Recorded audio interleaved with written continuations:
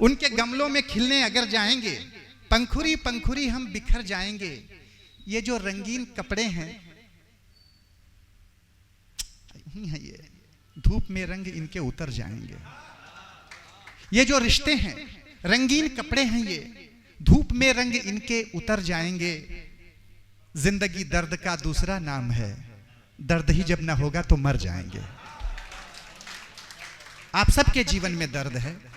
मैं छारी जी से अनुरोध करता हूं कि जब से एक विवाद आया यूजीसी का, हम लोग तो पहले यूजीसी यूनियन ग्रांट कमीशन में हम लोग अनुदान खोजते रहते थे, हम फॉर्म वॉर्म भरते थे जब प्रोफेसरशिप की लाइन में थे हम लोग। लेकिन जब ये विवाद आया तो सबसे ज्यादा देश में जिसकी पंक्तियां चर्चित हुई वो पंडित रमेश रंजन मिश्र की थी।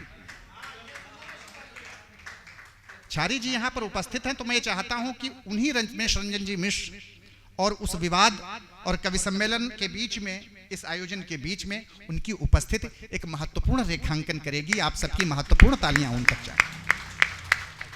रंजन फाउंडेशन के इस भव्य कार्यक्रम में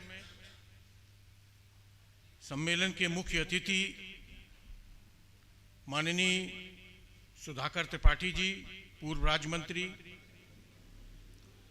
विशिष्ट अतिथि श्री शिवपाल सांवरिया जी और मंच पर उपस्थित हमारे विद्वत जन, गुणीजन, कविजन और उपस्थित भाइयों एवं बहनों, हर कार्यक्रम का एक मकसद होता है, वैसे ही कवि सम्मेलन का भी कुछ मकसद होता है। आज के इस पशुपेश की जिंदगी में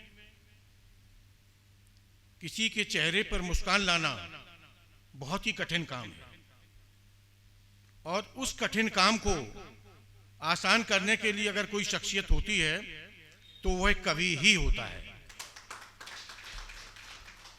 ये कहा भी जाता है कि जहां न पहुंचे रवि वहां पहुंचे कवि, इसमें कोई शक नहीं है। आज के इस भव्य प्रोग्राम में एक से एक बड़े कवि यहाँ पर उपस्थित हैं, जो अपने फील्ड के श्रेष्ठतम कवियों में से कुछ एक हैं, जो आपके सामने हैं। उन सबके सामने मैं एक छोटा सा ज्ञान का जो भंडार है या ज्ञान का जो भी हमारे पास साधन है, उनके सामने बहुत ही छोटा है, क्योंकि वो सभी बहुत ही विद्वत लोग हैं। तो मैं ज़्यादा अपनी बात को ना कह करके ये ज़रूर कहूँगा कि आज के इस कवि सम्मेलन में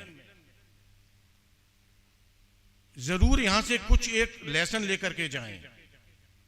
जैसे भाई राहुल जी ने कहा कि यूजीसी पर, तो मैं खैर यूजीसी पर क्या कहूँ, और जिन शख्सियत की वो बात कर रहे थे वो विशिष्ट लोग हैं, उनके बारे में कुछ कहना उचित नहीं है।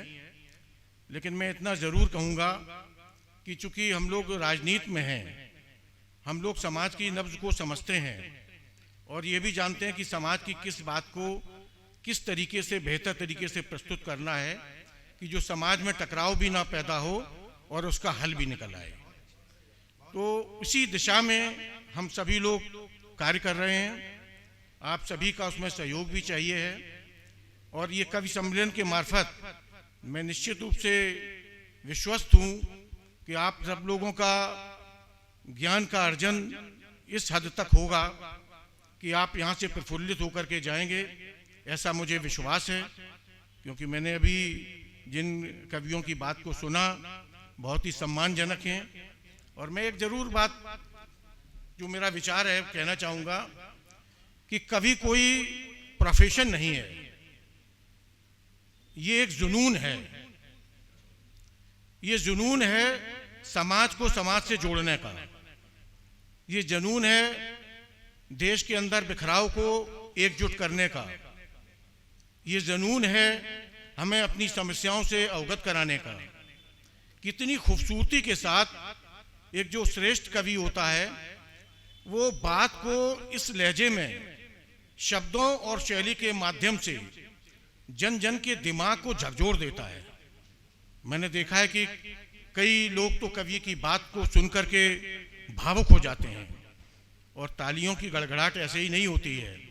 जब आपको कोई बात दिल से छूती है तभी तालियों के लिए आपके हाथ आगे बढ़ते हैं।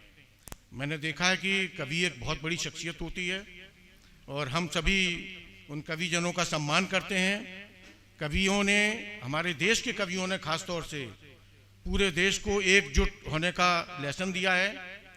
देश के स्वतंत्रता के आंदोलन में कवियों की बहुत बड़ी भूमिका रही है और आज भी जब देश काफ़ी आगे बढ़ रहा है वह कहीं कोई कमी नहीं छोड़ते हैं देश के विकास के बारे में भी चर्चा करने से और देश की जो खामियां हैं उनके बारे में भी अपने व्यंग के माध्यम से बड़े राजनेताओं को अवगत कराने का भी काम करते हैं।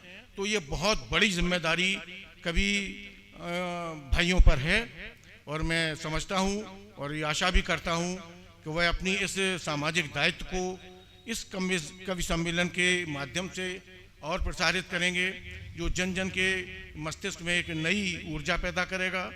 मैं सभी का बहुत सम्मान करते हुए, मंच का सम्मान करते हुए, कुलदीप भाई, मैं कई लोगों के नाम नहीं जानता हूं, लेकिन मैं आप सभी को सादर प्रणाम करता हूं और इस कार्यक्रम में जो मुझे सम्मिलित होने का सौभाग्य प्राप्त हुआ उसके लिए मैं आयोजक गणों को आभार प्रकट करता हूं।